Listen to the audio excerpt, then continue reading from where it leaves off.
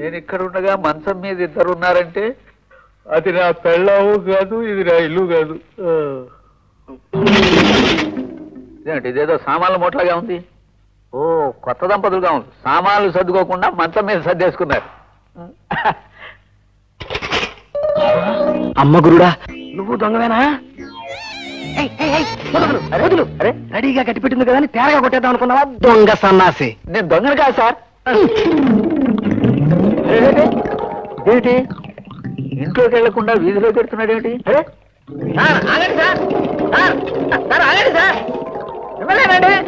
Urgent పని ఉంది, మరో చోట కలుద్దాం.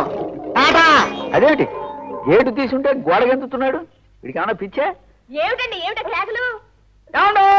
ఏమండి తలుపులు ఎవరు తెరిచారు? బయట నిలబడి ఏమిటా గావు కేకలు? నువ్వా పంక? ఇది మన ఇల్లేనా? ఎంత ధైర్యమే నీకు? పొరపాటైందండి, ఇంకెప్పుడు అలా చేయను.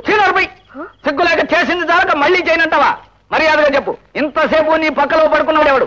వాడికి నువ్వు మూట కట్టించావు. అయ్యో ఏమిటి మీరు మాట్లాడేది? మీకేమన్నా మతిపోయిందా? తలుపులు వేసుకోకుండా పడుకోవడం పొరపాటు అయిపోయింది. ఇంకెప్పుడు అలా చేయనంటే ఏమిటి? ఏదో మూట గీటని వాడుతున్నారు. మమ్మీ డాడీ ఇంట్లో బీరువాలన్నీ తెలుసున్నాయి, అందులో ఒక సామాన్ లేదు. అయితే వచ్చిన వాడు బాబు.